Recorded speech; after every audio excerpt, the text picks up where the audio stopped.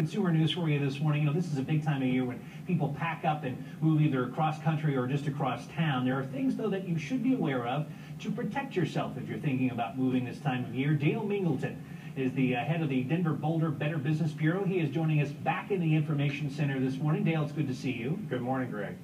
So how big of an issue are complaints against movers this time of year?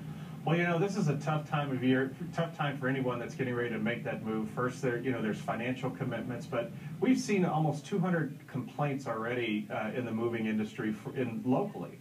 And so that's one of the things we really like to tell consumers to think about before they sign that contract or agree to hire a company. We'll get to the tips in just a minute, how to protect yourself. What are the biggest complaints that you guys are seeing? Well, usually it's that, that's not the price that they said they were going to charge me, but unfortunately, you didn't sign the contract that said they couldn't maneuver that price. And the other thing that we normally see is that a lot of their belongings are held hostage until we call it held hostage, until they pay their bill.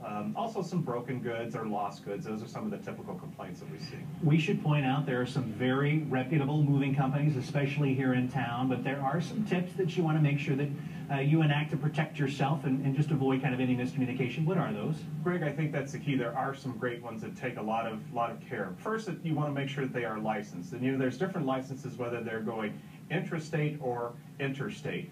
And so you want to look at that. Look at their business review on the Better Business Bureau report. Make sure they don't have complaints, or if they've had complaints, how they handle them. Also, you want to look at the estimates. One of the things that folks do is that they'll call a moving company, and the company will tell them, well, it looks like you have this many rooms, and this is roughly what it's going to cost. You want to have somebody in your home to make sure that they understand exactly how much stuff you're going to be moving. Make sure your contract is in writing. And if you are going to use a broker to do your moving, make sure you understand who's going to be on the other end of that move, because a lot of times there could be a big surprise.